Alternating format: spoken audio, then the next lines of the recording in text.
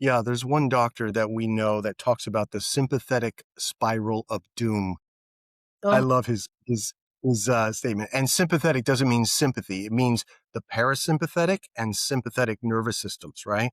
And I'm using this kind of movement with my hands, like up and down scales, because the parasympathetic has a lot to do with our digestion. And that's really the focus today, is the hidden conversation between the gut and the brain. And this is more on the parasympathetic side of function, meaning when your body is not going and active, it's in the rest and digest kind of state, if you will. And so this sympathetic spiral of doom that he talks about and teaches about is that we can't get ourselves home, so to speak.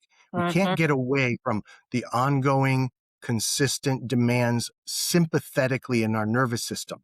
And so when we can't step that down and get into the parasympathetic state, our digestion is going to suffer. The brain to gut axis is going to be disrupted by too much sympathetic signaling, which is actually going to shunt blood away from the gut into the extremities as if you needed to run or walk or move, right? That's right. Yep. Because your body is perceiving on some level threat. Or we can say maybe not threat. I don't feel a threat like consciously when I come to work, but my body's like, okay, it's time to be, Yes. on Game guard, on game on. cue. Yeah. Yeah, game on. That's better. Game on. So my vigilance steps up, and that is sympathetic drive.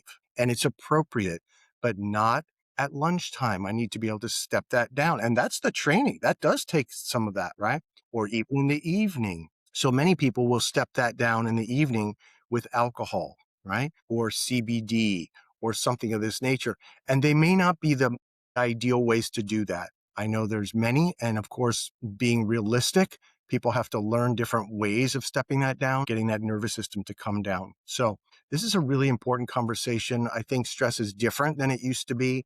There's probably is, if you were to ask our grandparents, stress, they would say, what do you, first of all, you think we don't have stress? I don't even know how much of and that was in the cultural language back then. It was you Mhm. did what you had to do, but maybe they would consider that, right?